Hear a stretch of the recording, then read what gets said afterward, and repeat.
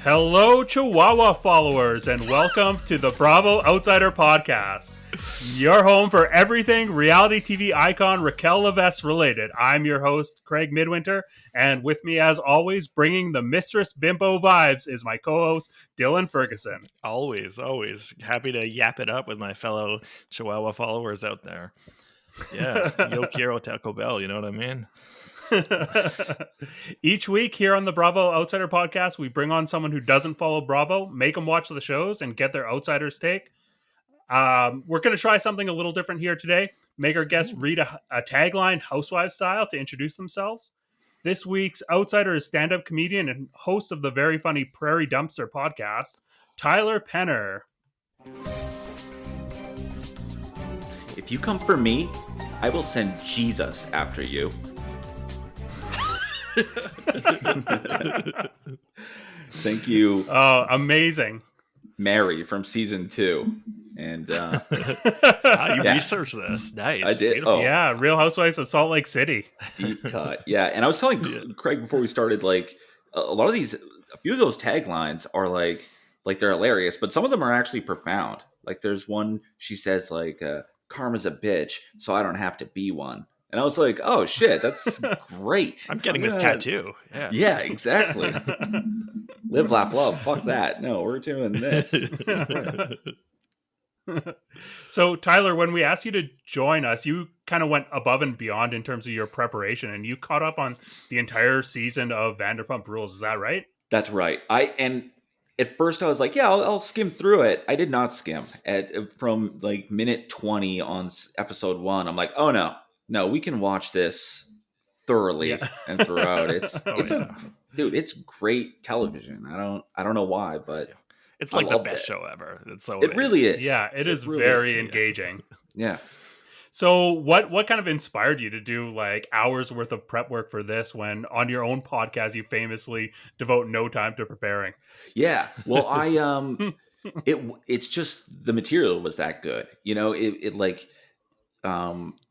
the characters on Vanderpump are good, and I instantly there was beef like in episode 1, but like I was kind of getting like, you know, the battle between James and Raquel, and then you got Lala, who's like, what's her deal? She's just trying to get laid this season, and then you've got Vanderpump. So I didn't know any of the characters, but I'm like, man, this is I got hooked. I don't know what to tell you, man. Vanderpump hooked me. You caught me, Vanderpump. It rules. Yeah. Before we get into it, do you want to just maybe get into a bit of your like background with reality TV? What sort of reality TV you've consumed in the past? Yeah, big time. Well, first off, unlike anyone, Survivor season 1, I was hooked on that, and that's like as a teenager. But I've always loved great trash television. I don't know if that's an acceptable term, but like I used to watch Bad Girls Club at home alone by myself, and it was just the cattiest show, but I was like, I can't stop watching this drama.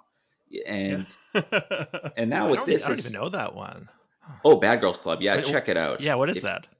That's like it's like they just stuck a bunch of girls in a house and shit went crazy. It was great. And perfect. Yeah, I've had that recommended to me before. Yeah, it is quite catty.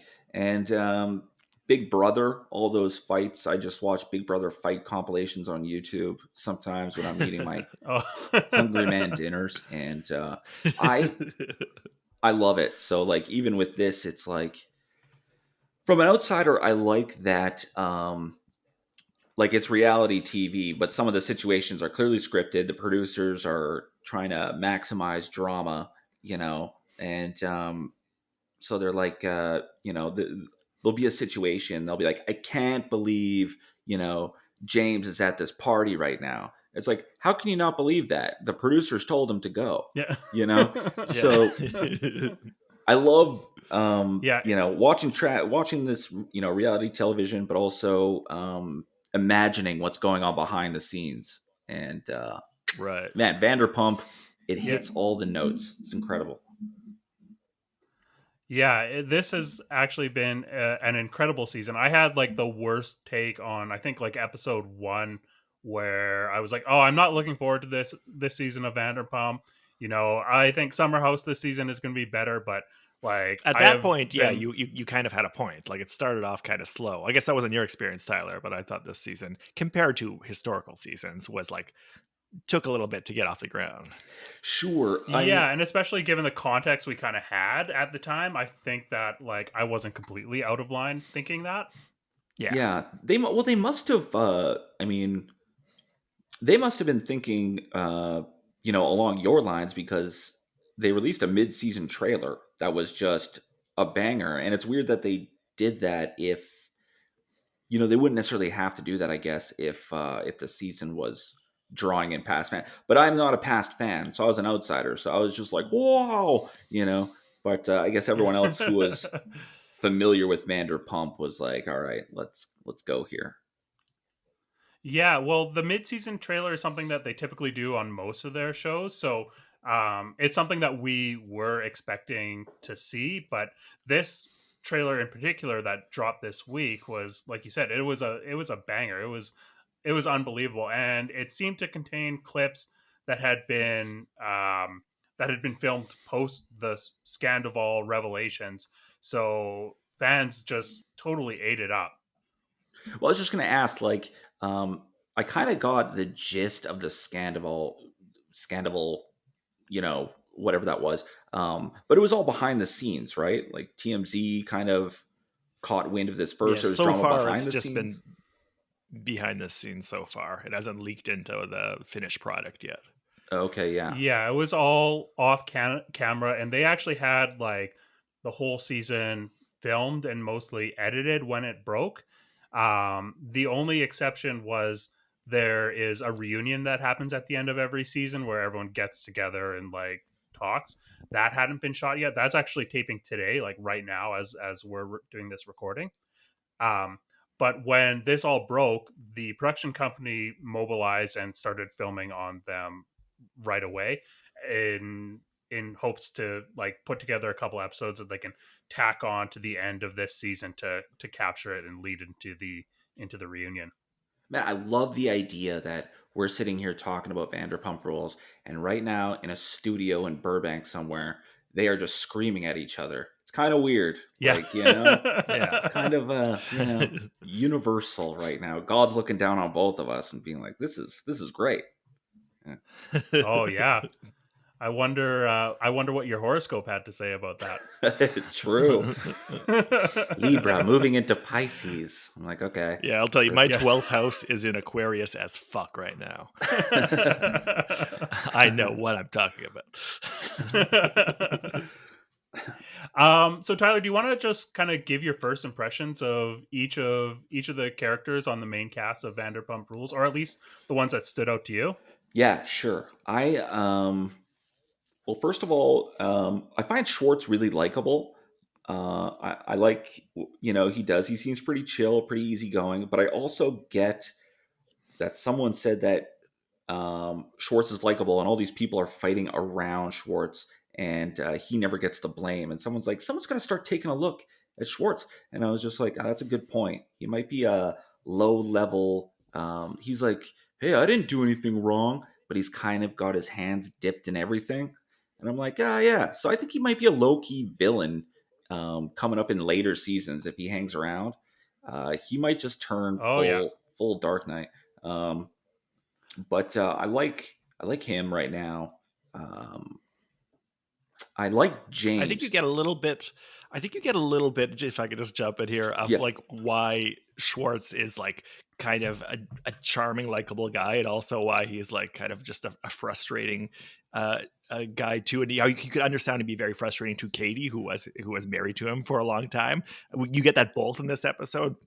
You have him talking to Lisa and being like, don't let the perfect be the enemy of the good. I read that in a YouTube comment and I really struck a chord. Yeah. Like his like kind of like self-effacing dorkiness is sort of charming. But then you see him like trying to comfort Katie at the end when she's pissed off. And he's like, oh, Bubba, you look cute. And it's just like, dude, like, this is not gonna work. Like, this is just like, you're just completely worthless at this moment. Like, and yeah, he could be a villain just in the sense that I feel like he could enable anything because he just like doesn't have any like strong convictions whatsoever. Like when he goes, that's about it. that was totally, I totally recognize that. That was such a Hail Mary play. He's like, well, you look cute. Like, and it was just like, you're not. All right, good chance. Just like Katie's spraying a little squirt bottle at a raging fire. Like, you look cute. Like, okay, wow, that's going to do something.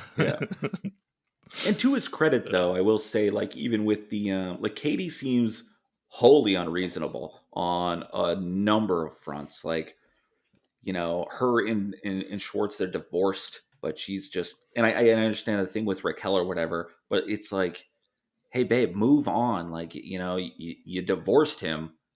Why are you? I don't know. I just think that Schwartz should be, at this point, with his status and everything, he should be banging anything that moves. You know what I mean?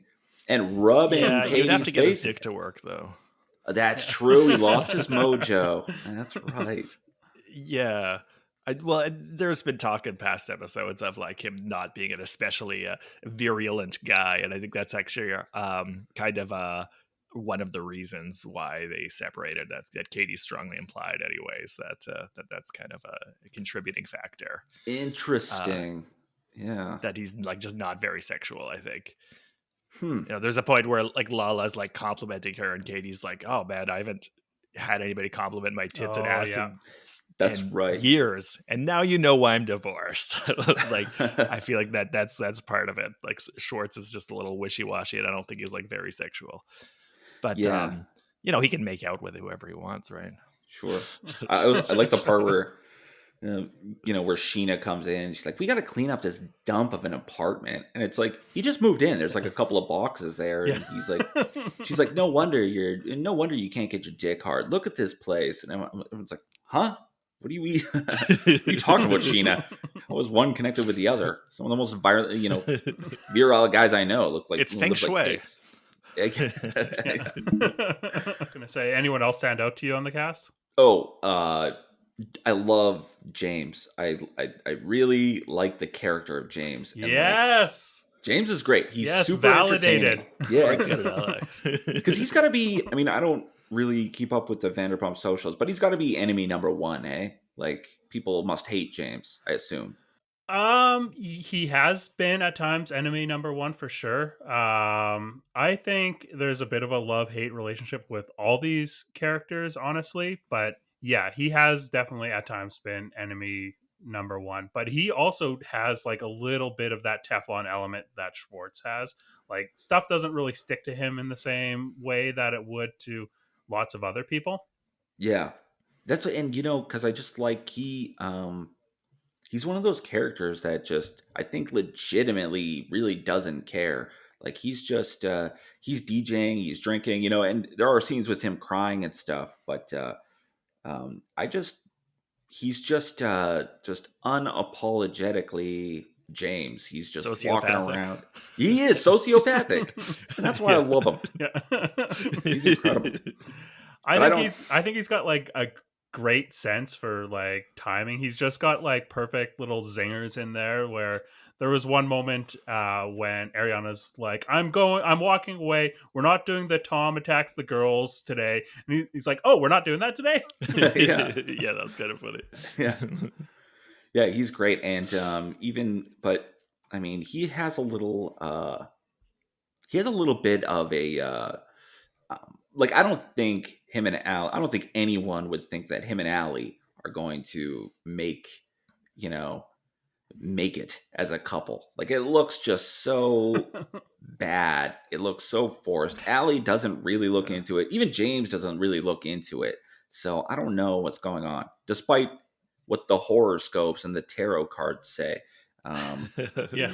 I don't know. I feel like James is just going through the motions with that one, but I don't know. He seems like he's trying to sell it. Like he's giving her all these little kisses on the neck and stuff. But like you, I don't buy it. Like I buy it as him like trying to like acquire a child bride. Like it doesn't seem like an authentic connection between two souls. Yeah, there's that one episode. It almost seemed like it was like meant to piss Raquel off. Like she was 100%. brought in, moved in very quickly just to get under Raquel's skin. Yeah, big time. And and even Allie seems like wary of it. There's that one scene where Allie's trying on a dress and then she comes out and she's like, "Do you like it?" And then James just goes, "Wear the pink shoes." And she's like, "I know, I'm just doing the dress." And I'm like, okay, this doesn't seem promising. This is not, doesn't seem warm. James is great. And as far as the girls go, I'm not a big fan of Katie. I like Ariana. Ariana's not really in the thick of the drama, right? She's just kind of hanging back, trying to make sure everyone's okay. Yeah, not yet, at least. Yeah, exactly. Yeah. Oh, yeah, that's right. Scandal. It was a bad episode for Katie. I mean, Katie looked bad in this episode, worse than she normally does, because she was just like straight up wrong with her stubbornness there, just refusing to budge from a reservation in Mexico as part of the same resort as the wedding that she is declining to go to. Like, so she looked bad this episode because she was being so stubborn about that, and it was just like she was just obviously wrong. Like, there's just no way you can spin that where she's right. Yeah. 100%. Like, and then she was obviously petty. I don't know that I would say like she's wrong per se. She's wrong to keep the reservation. After Sheena says that she'll pay her for the reservation, and Ariana's like, "What's your price?" Like, and then she can't use money as an excuse anymore, right? Like she has no more good excuse at that point. Yeah.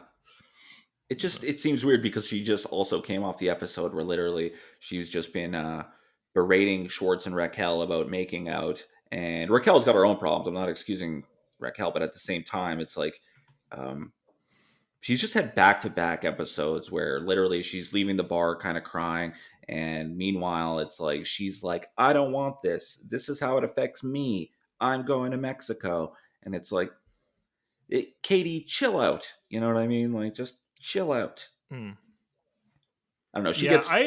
I don't know. I see Katie as a very sympathetic character this season, with the exception of last episode, not this like most recent one, where she was engaging in a lot of the mean girl stuff, and she does that to a degree here. But for the most part, I have really like been surprised at how much her divorce journey has resonated with me. Like, it's something that it feels like authentic feelings.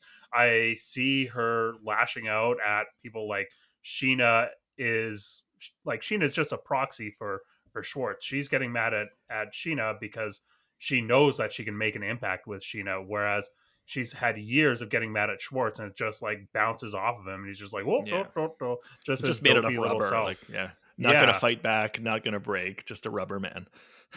So, I mean, I think this is her. She's landing punches on who she can, and it happens to be Sheena. And sure, that's wrong, but like, I don't know. I feel like she gets some leeway here to just be in her emotions and,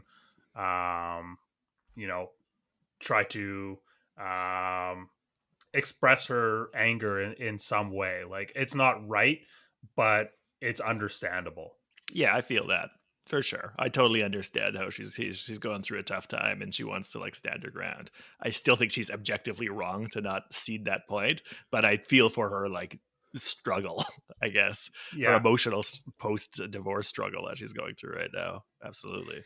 Yeah, I guess the one thing I didn't really because I'm coming in fresh. I don't know Katie or Schwartz's history, but at the same time, like they're at the club, and when that night that Raquel made out with Schwartz, it was a couple episodes ago, but and Katie's just sitting there incensed and kind of watching over like a hawk. And credit to Schwartz, he's like, I can't do that to Katie. I can't. It would feel weird. At the same time, I got to say, I'm just over Katie at this point. I'm like, shut up, you're too harsh. And this latest episode with the Mexico thing, I'm like, okay, you're just entirely unreasonable. And granted, I don't know her history. I don't know how she got to this point, but with this Mexico thing, I'm like, bro, Like, just don't It, go. it feels like being stubborn on principle at this Yeah. point. Yeah. This is how she got to this point. Like, she has, since season 1, got this edit where it's like, oh, here's Katie being unreasonable and being stubborn and all this. She's just like this constant like numbing pain that is like part of the engine of Vanderpump Rules, in my opinion. And she has always taken the bitch at it like a champ, and just carried on, and will continue to just be this sort of numbing irritant that is constantly heightening the tension in situations. And that's part of what has made this show work for so long. So kind of an odd case in terms of like character archetypes within reality TV, but I think she is a really underrated factor in what makes the show tick. Oh, 100%. And she is definitely going to go to Sheena's wedding, get hammered, and she will ruin it. Book that. That's my prediction. Oh, I hope so. I certainly hope so. Oh, yeah. It's going to be great television. It's going to be incredible. Yeah. Yeah, we did get a flash forward, a rare like flash forward 2 weeks from now, when they show Christina Kelly and Katie just watching the wedding from their balcony, when she's like, "Oh, we're not gonna be there with binoculars," and then cut to 2 weeks later, and they're sitting there like watching the ceremony from the balcony. Oh, I didn't read that as a flash forward. I didn't realize that. I thought Yeah. they just had footage of her watching somebody else's wedding at another time. Yeah, and being like, "This is something you do, Katie. Here's another time you did it." I didn't interpret that as a flash forward right away. That's another. The flashbacks in the show are incredible. A couple episodes ago, they had a flashback where someone, I think it was Raquel, it was like, "I never said that," and then it was a flashback to 67 seconds ago, where she was saying the thing, and it even had the caption 67 seconds ago, and I was like, "Oh, the editors are crushing this show." Oh, yeah. Well done.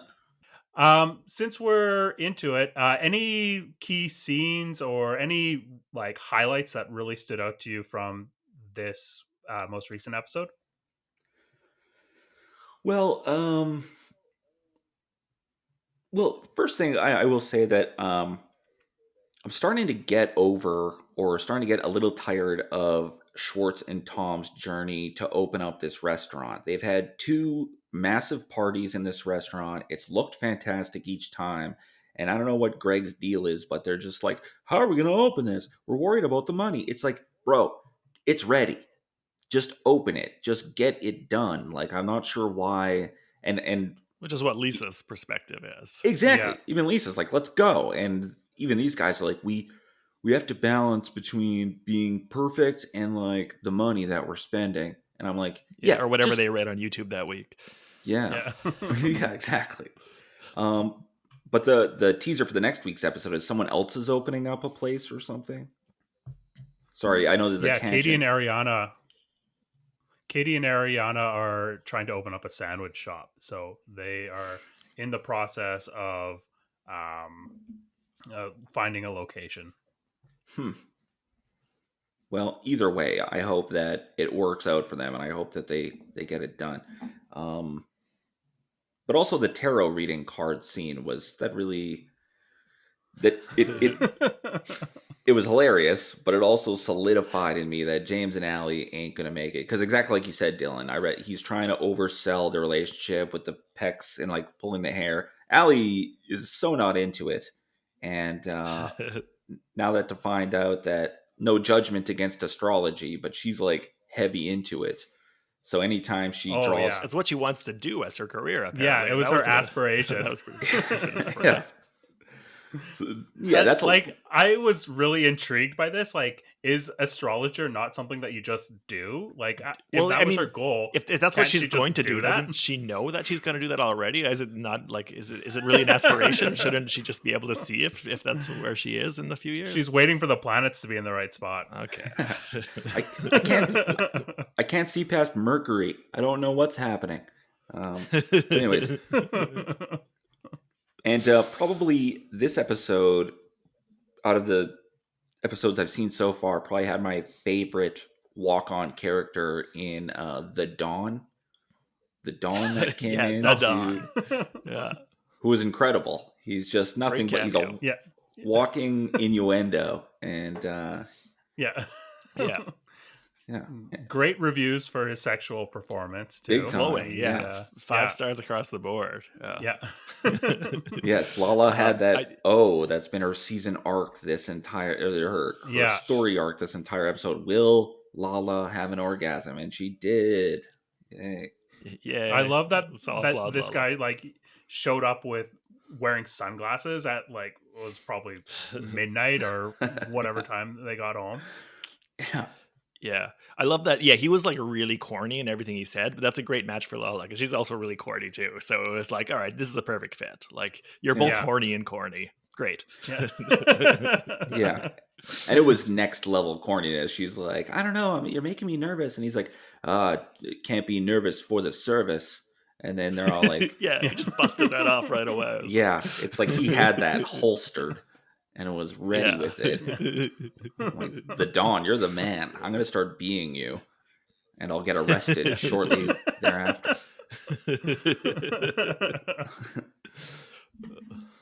Any other highlights from Vanderpump from you, Tyler?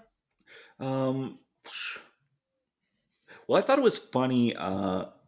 Right off the top, they had James had a great point where Tom sells them on this whole guys' night they're going to have, and then Raquel and what's her face, Charlie, yeah, they show up, and James is like, "This is not a guys' night." So again, I'm like, "Yeah, James, you're the man. I like you." But the whole pool party was fantastic, and I don't know. I didn't know how done Lala and Raquel were, but probably my favorite line from the episode was Ariana asking the girls, like, "So if I get a galaxy light, are you guys gonna, give me a hard time about it?"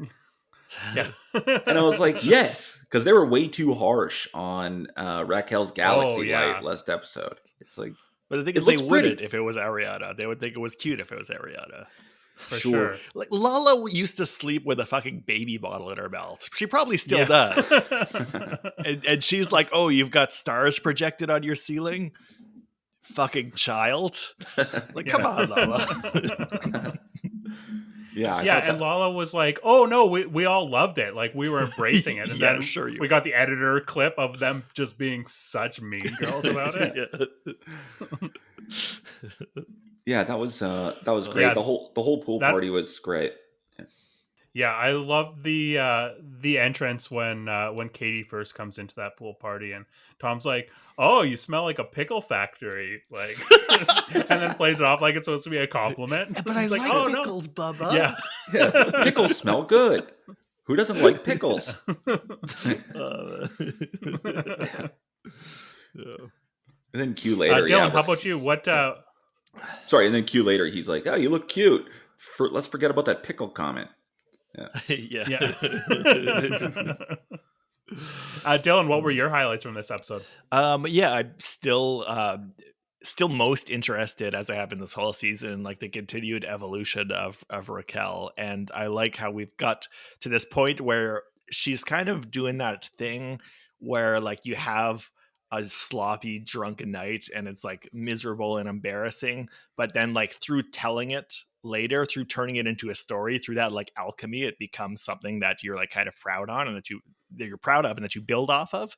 And I like how she's kind of figuring out how that works, how like being that like sloppy girl who's down for everything is going to involve a lot of just like humiliation in the moment, in the present tense, but then it can turn into like cool stories that can bolster your reputation later on when you've alchemized it into like, memories that you can recount to people.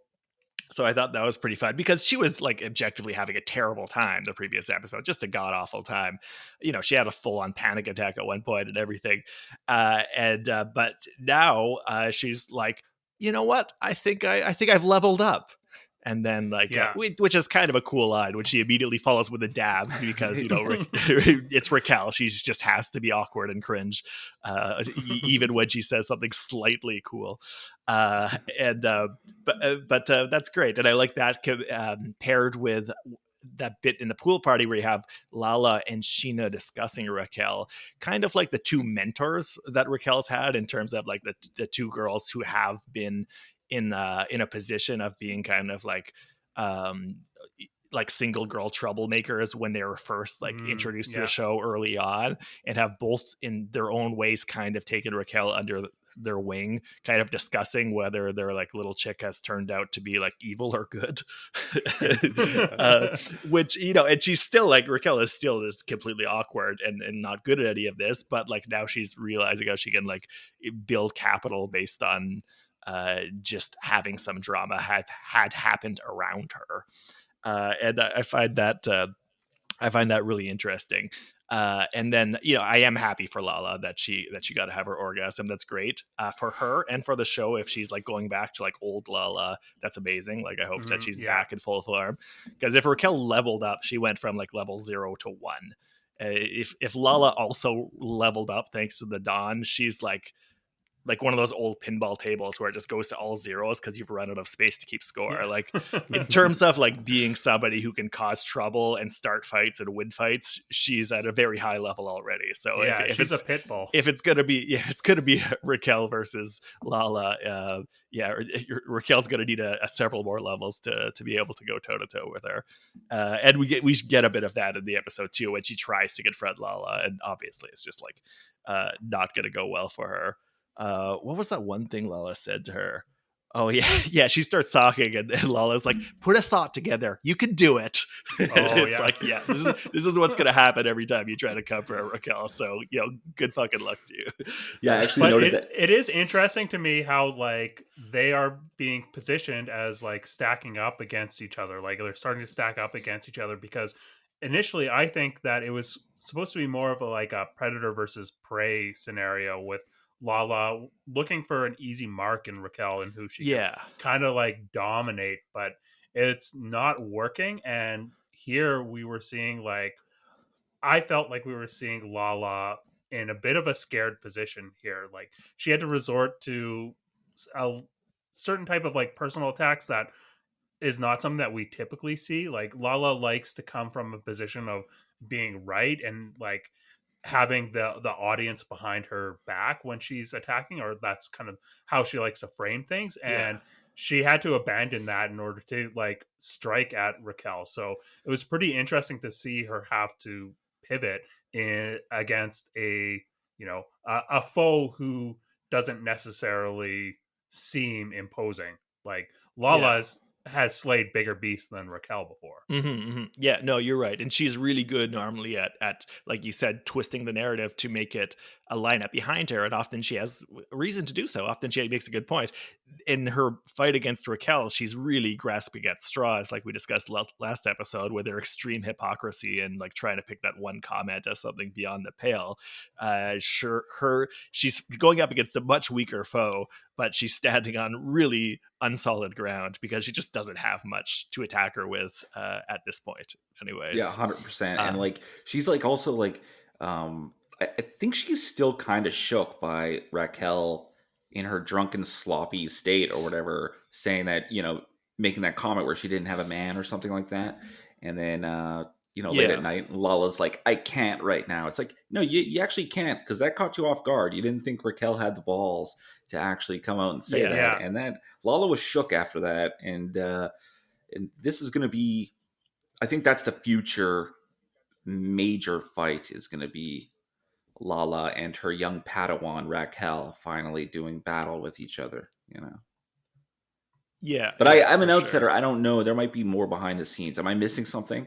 Like, is there, I mean, I know like Lala slept with James and that's still a thing, but have they had massive blow ups in previous seasons? Lala and Raquel have come toe to toe a few times before, and typically it goes kind of as you might have predicted it would have initially, given their two personalities. Lala really just dominating the conversation and making Raquel look foolish. So there is a bit of a history there. It's interesting to see that now Raquel, who doesn't have James to stand up for her or provide any sort of backup. Like right now is the time where she is feeling the need to stand up for herself. She's got potentially less of a social position within the group than she would have when she's with James. But so seeing her, go on the offensive a little bit is really interesting. Yeah, she's got kind of Sheena in her camp for now, but Sheena's position is far from settled. Like, Sheena's obviously close friends with everybody else too, and she could, if something were to happen, Sheena could easily turn against Raquel, and then she wouldn't have like a strong backer in the like OG group. Yeah, she must be pretty Sheena close is an agent of chaos too. Yeah. She must be pretty close to just being like, I mean, I know they wouldn't do that for the purposes of the show, but just being completely ostracized from the group because everyone's like, yeah, everyone's sick of Raquel's shit. Hit the fucking bricks, So like, but Raquel's just walking around like, la la la la. I don't, making out with Schwartz, making out with well, who knows, maybe Tom. Yeah, but at the same time, stirring up trouble brings her more into the group because it brings her more into the show. Because the more she becomes intertwined in the narratives, the more like reason she has to be there, and the more she'll just by force of being there be like more of an established part of the group. At least in terms of what we see on camera, I guess. In terms of like, it means that people need to film with her, right? Like it makes her a necessity, and so by causing conflict, like she's required, like you're gonna need to engage with her in order to forward your own personal storyline. And I think her like social equity right now within the group is growing. Like obviously we're seeing the beginnings of the Sandoval affair. He's starting to like stand up for her, and we got some scenes where we saw Tom Sandoval really angrily standing up for her. So I think that her capital is building right now. Yeah, and like you said, we have we know more now about like why he would be so vehement, like standing up for her and so angry at Katie. And I also want to say that Ariana, I think, comes off really well in this episode too. It's easy to view her sympathetically, especially now that we know that that Tom Sandoval has been cheating on her. But even without that, she comes off as like a very level-headed one, both in the way that she kind of, as a friend, still immediately notices when this trip is being recounted to her. Like, Katie, it kind of sounds like you're being a mean girl, actually. Like, I'm your buddy, but it sounds like I know you can be a catty, you can be mean, you can be bullyish, and it sounds like that's what you're doing there. I think she correctly analyzes that right away. And then when Tom Sandoval barges in and gets way too aggressive and up in Katie's face, even though, that's her partner, she immediately is like, no, not standing for that. Like, you're getting way too aggressive here. And that's not the first time Tom Sandoval, even though he has other motives, if since we know that he was in a relationship with Raquel at the time, but it's not the first time Sandoval has like got up in Katie's face and gotten like kind of aggressive with her in the history of the show. So again, credit to Ariana for what right away being like, not too much, not cool, like not gonna stand for that. So I think she came off well. Yeah, Ariana was really trying to diffuse that situation. There was at one point where she was basically begging Lala to just stop with the mean girl shit. Yeah. Lala ain't having it. She's a natural born mean girl. Like, she's really talented at it. She's great. Goes for the throat and knows exactly what to say. And really, even when Raquel's like, what are you talking about? Like at the pool party, she just instantly just like leans in and be like, what? You know what I mean? Like, she's looking for a fight. Lala is great. Yeah. She's fantastic. Yeah. Which is why I'm so happy if like old school Lala is back, because she's made for this. She's so good at it. Yeah. And she knows it too, which is why it's hilarious. It's like she walks into a room and immediately is trying to make mental note of what she can say to make each person cry. Like, she's got that like that natural bully's mind. Yeah. Totally. And there's something. Dylan, did you have any? Oh, go ahead. Oh, sorry. There's a bit of a delay. No, there's something like really, as far as like a television viewer perspective going, obviously bullying is wrong, but bullying makes for fantastic television. It's really good. It's really fun to watch, especially not when it's a victim or anything, but against Raquel. Hell yeah, go after her, attack Lala, attack, and I love it. I'm all for it. I say get them. Kids bullying, kind of cool, actually. Kind of cool. Yeah. Yeah. Just make sure it's on camera and you're getting a paycheck. Yeah. And everyone involved is getting a paycheck. Yeah, because no one's punching down for free. Yeah. no one's punching down in these episodes. These are all lateral punches, like as far as this friend group goes. So you don't have to feel really bad for anyone. Yeah, exactly. Yeah. There was some fan reaction this week, not to this episode, but to the whole like Scandival situation. There was a little bit of a pile on Schwartz's new girlfriend, Joe. And it was kind of triggered by Katie like calling out Joe on a post of having known about Raquel, which I mean, I have on this podcast like rode for Katie quite a bit because I think she's great in her function on the show, but I did expect more of her as a reality TV professional to like put that target on someone that isn't getting paid to be a target. I think, you got to respect the rules of war a little bit. Sure. There's some implied like Geneva Conventions. Yeah. It needs to be codified. Damn there it. are civilians in these fights. That's a civilian. She's not in the game. Careful. Yeah. Dylan, any other highlights from Vanderpump? The only other thing I want to say is that I thought it was like just a funny little moment when they introduced the Aussie who was apparently the person that Raquel was actually making out with at Coachella, who they mistook for Tom Schwartz. And it's a guy who looks kind of like Tom Schwartz, but like 3 times hotter than him. Yeah. I thought that was a funny gag. I don't know. That made me laugh. And again, Schwartz was like he was pretty charming about it, where he's like, this is this is what I would look like if I had ambition and follow through. And I was like, oh yeah, there you go, Schwartz. Yeah, exactly. Yeah, it's about it. Good episode though, lots of fun. Yeah, for sure. Let's move on to Real Housewives of New Jersey. This we started to see everyone arriving for the Lua party at the Jersey Shore.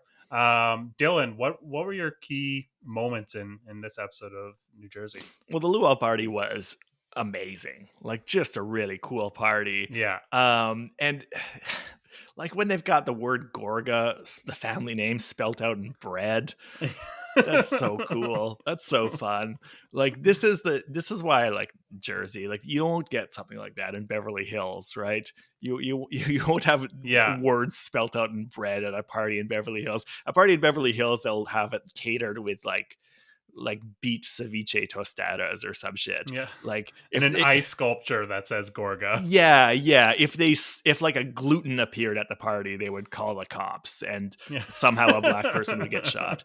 It having like American flag pizzas.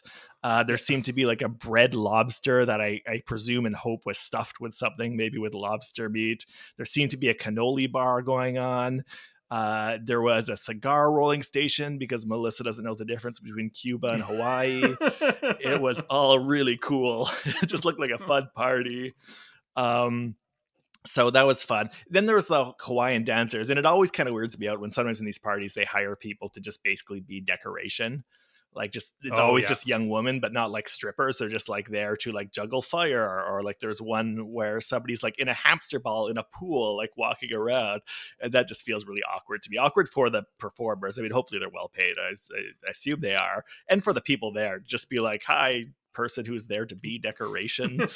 Like that just sounds really awkward to me. That would put me like really ill at ease if there was like a person being decoration at a party I was attending and just like kind of occasionally making eye contact, like doing a thumbs up, good job. Yeah, there's always a really like wide berth around them for their like performance. Everyone is like, there's almost this like invisible force field that keeps people at like a very far distance. Yeah, because they dance at one point, but then they seem to just be there the rest of the time. There's occasionally shots where you just see them just kind of standing there, like, "Hey, we are human props." Yeah. But really, really fun party. I enjoyed Bill getting insanely drunk. Jennifer too was really drunk, but Bill was so drunk. It was so funny. Like, not just the shots of him falling down, but just every little shot they'd cut away to his face of him like not being able to keep one eye open, just doing the old pirate squint that like really wasted people do, or just like sticking his tongue out and stuff, just looking like as wasted as anybody has ever been. When he's walking out with Nate, and Nate says something like, "Come on, Dr. Love, let's get going." And you just know there was a whole drunken conversation there. Yeah, that where he earned that nickname. Yeah, that we weren't privy to, but just that whole kind of drunken conversation, which probably felt like the most important thing in the world to Bill at that moment, which he will not remember the next morning. So really fun party. Just everybody just eating loads and loads of white bread, apparently, just based on what's there, and getting vodka poured directly into their mouths. That's how you party. That's really fun. That's really cool. So much better. Like, I'm an outsider, so I don't really know it that well, but I knew right off the top that I would probably, the people of New Jersey seem more real to me than the people of Vanderpump. Like, Vanderpump, I thought Tom was like a super relatable guy, and then in last week's episode, he goes, like, I thought he was going to order a beer and a shot, and he's like, "Yeah, I'll get a beer and a frosé." And then I'm like, "Nah, I can't, I can't relate to this." And everyone's eating ceviche all the time. There's just 30 different types of ceviche, but in New Jersey, they're getting hammered and eating white bread. And I'm like, "Oh, these are my people. Like, these are." Yeah, exactly. Yeah. And that was just really fun in that house, which was on Boardwalk, right? And are they in Atlantic City? They're on the Jersey Shore, because if I think so. They've got a house on Boardwalk in Atlantic City. That's like amazing real estate. You know how much that costs? That's $400 for the title deed, but then the house is $200. They build 3 more and get a hotel. $2,000 for one night. That's no Baltic Avenue bullshit, let me tell you.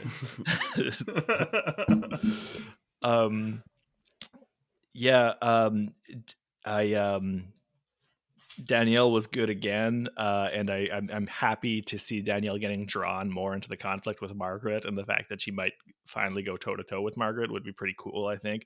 I hope to see that next episode. It didn't surprisingly, it didn't happen at this party. We just get one moment of Danielle kind of like staring down Margaret across the room and giving her the whole like Morpheus, stop trying to hit me and hit me, come here hand gesture, which was a really cool thing to do. That's interesting that you bring that up, because I feel like that is kind of the one of the conflicts, one of the marquee conflicts that I'm hoping to see this season on New Jersey.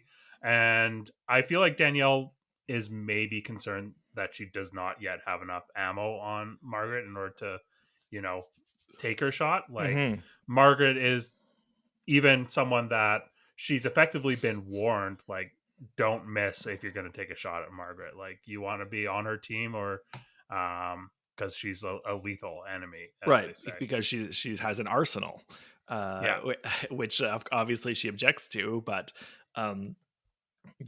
she clearly does. She has information at everybody, and a great move by the editors when they're sitting around with Margaret, and I think Jackie says like, "Oh, there's something about Danielle's story. I just feel like there's something that she doesn't want us to know." And they show a shot of Margaret, just like her ears perk up, like, "Oh, here we go.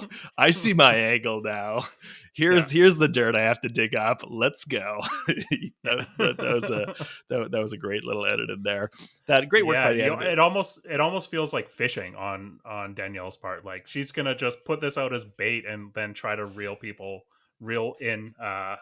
Yeah, because if the conflict happens now, Margaret's going to be ill-equipped because she doesn't have the dirt yet, right? Like, if Danielle's not telling the whole story, Margaret doesn't have the whole story yet, so she can't like hold that over her head. So it would probably be into Danielle's advantage to like go in now before Margaret can put some armory against her in the arsenal. But yeah, lots of fun. Oh, and speaking of Bill Drunk, I just wanted to say another thing about Bill Drunk. My favorite part about the whole episode, when they're pouring vodka in his mouth and Melissa runs up to him and goes, spit it out, like she's talking to a dog that's eating garbage. That was so funny. Man. Yeah, good stuff. Good times.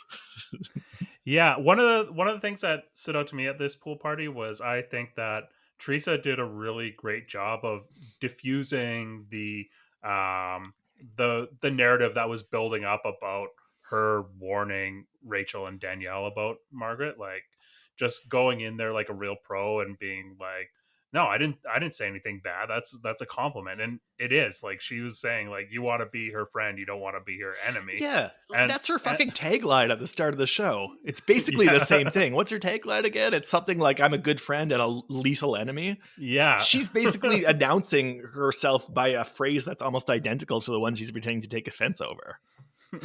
And I thought it was like expert housewifeship of Teresa to immediately like put the spotlight on Rachel, being like, are you trying to cause a problem here? Like really nip it in the bud and like flex her position of power as like an OG Jersey housewife. Totally. Be like, look, I'm watching you. Yeah, totally. Because Rachel says things in the confessional like, "Oh, I'm ready for a fight. I don't back down." I don't believe her. Like, I don't believe her. Like, and we even see her response in previous episodes where like Jen like bashes her nose job. It like really cut to the core. Like she's not this like hard ass that she's projecting herself as in these confessionals. No, not at all. Like, and she's not as confident about her position as like the way Danielle is, who is going to, like, despite being a newcomer, seems totally ready to fight. Rachel, I think, is not ready to fight. So you're right. It's a good idea to put Rachel on the spot and just like let her kind of wilt in the spotlight, because that's probably what she's going to do. Yeah, I don't sorry, I don't have a ton to add. That's pretty good, but like the only thing I noticed as a complete outsider, because like I got into Vanderpump, I didn't really get into Housewives of New Jersey. The editing is so rapid fire. It's so busy. I was telling you guys before, it's like a salvia trip to anyone who's not familiar with the show, because the show is just high speed Guidos coming at you. I don't know if that term's acceptable or not, but it is just hardcore in your face. And it's like going through Jersey hyperspace. It's just like, holy shit, there's a lot of stuff going on here and I can barely handle it, but they're all hammered and this is great. Yeah. I think High Speed Guidos was the working title of that Sylvester Stallone drag racing movie.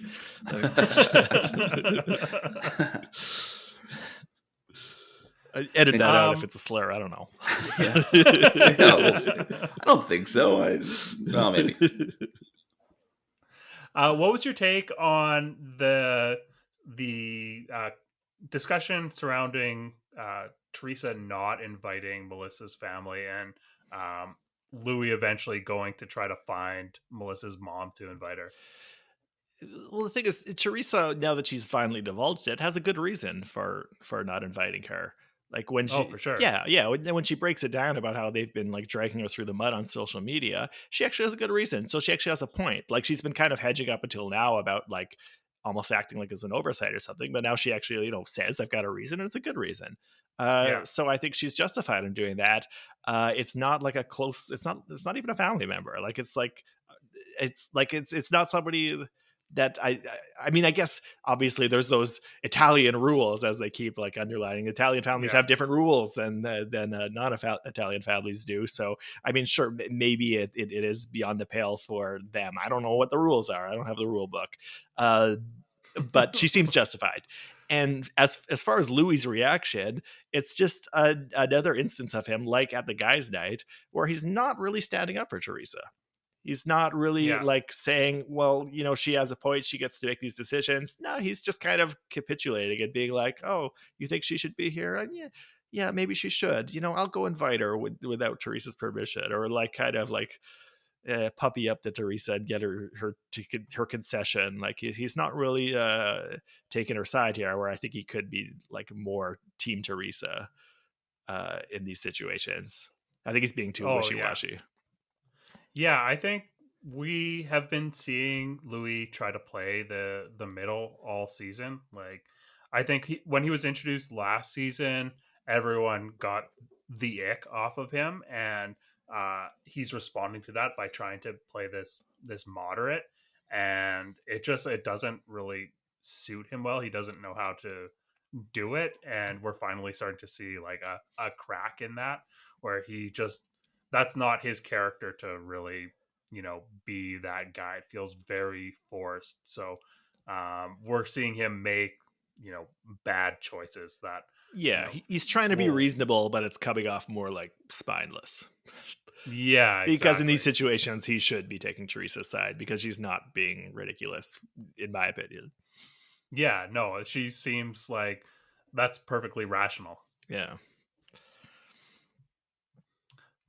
Speaking of Louis, I don't know if you caught the teaser for next week's episode. Oh yeah. We got a really weird clip where he says that he sleeps in Teresa's dad's pajamas in order to like make them feel loving.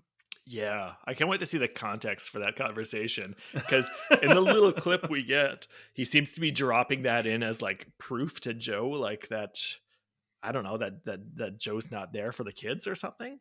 I don't know. Yeah, like he seems like he's trying to make a point. He's trying to make an attack. Like it's just like it's a Hall of Fame weird flex to be like, yeah, well, you know what? I sleep in their dead grandpa's pajamas. What do you think of that? I can't wait to see what the full context is of that. Yeah.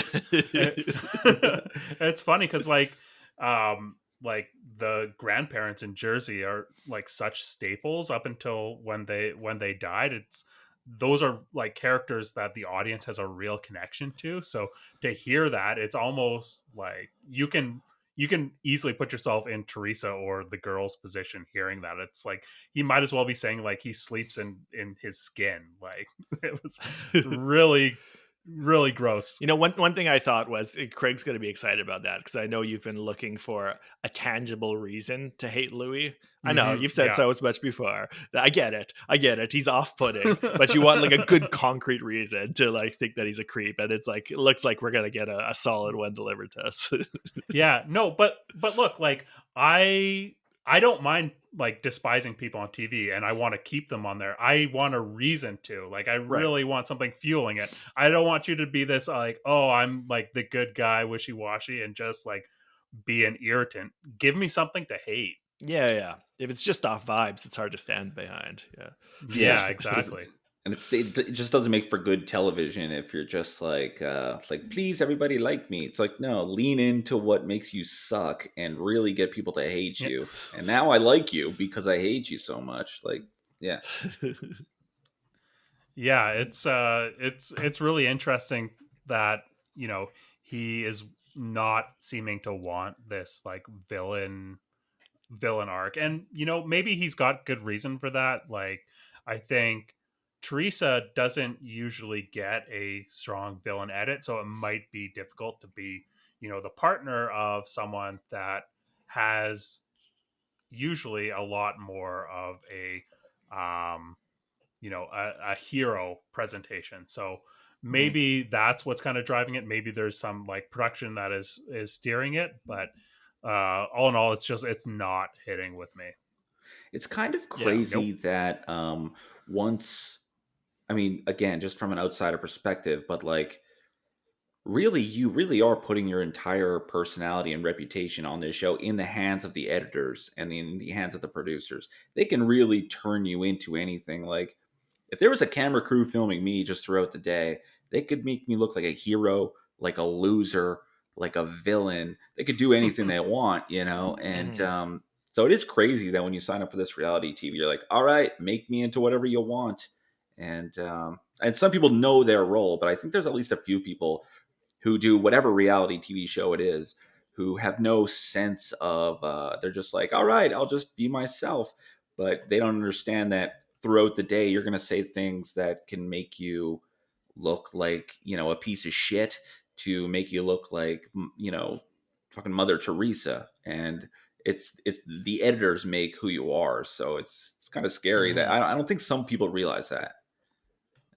Yeah, I think the editors and the producers really have such a huge say in driving, what your character is, and the really good reality TV stars will lean into it and embrace it, and kind of get that archetype's intuition. And I think that kind of brings us back to Raquel, because I think she is at a crossroads now, off camera, as to how she proceeds on this show in the future, because she has not been a villain up until now, and she is in a prime position to step into continuing to be an iconic TV villain. Is that something that she's going to want to be able to do, or want to do and be able to do? I guess that remains to be seen. Yeah, if I'm on a reality TV show, I'm getting to know all the editors. I'm going to memorize their birthdays. I'm going to know what kind of wines they like. I'm going to know what kind of snacks they like. I'm going to get to know if they like hand jobs or blow jobs. I'm going to do whatever it takes to make sure they're all Team Dylan. Big time. I mean, I don't think I would mind being a villain, as long as I had a good handler, that like a producer handler that would be able to drive me to be that person.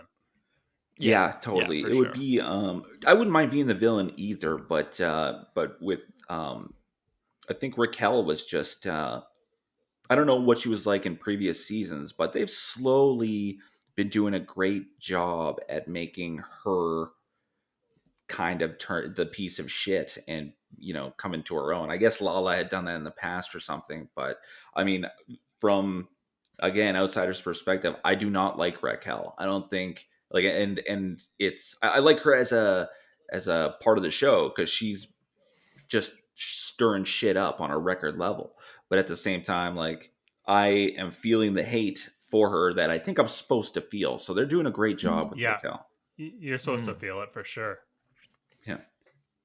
Yeah, I'm actually feeling like a lot of sympathy watching Raquel, and maybe I'm a bit of an anomaly in that, because definitely the overwhelming perspective is, we need to hate her, and like we need to really embrace the bullying of Raquel this season. But it is like kind of tough to watch her, especially not this most recent episode, but the episode before, where she thought she was doing what she was supposed to, and she's like getting whiplash. And so I am excited to see this turnaround, the level up of Raquel Levesque, and see if that is going to have her step into this villain that she is being framed as off of camera.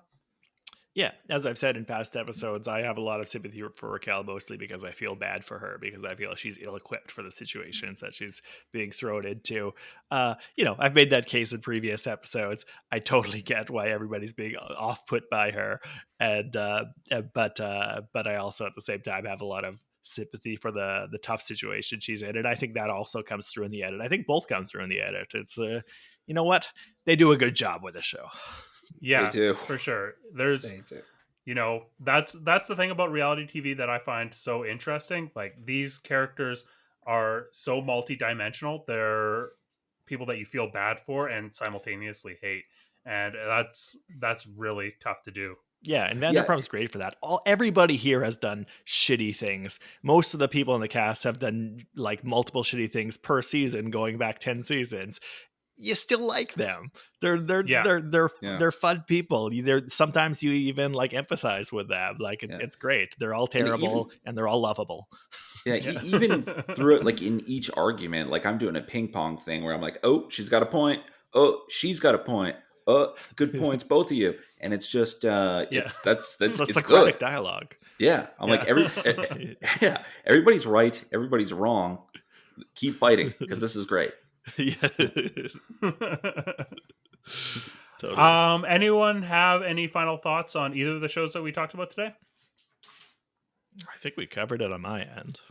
Yeah, mine too. Other than yeah, I'm stoked to see this restaurant open, for fuck's sakes. Just open the thing. I was hoping that they were I was hoping that they would Yeah. can Greg, because I know he's like Mhm. the old vet who comes in there and calls it like it is, but sometimes I'm just like shut up already.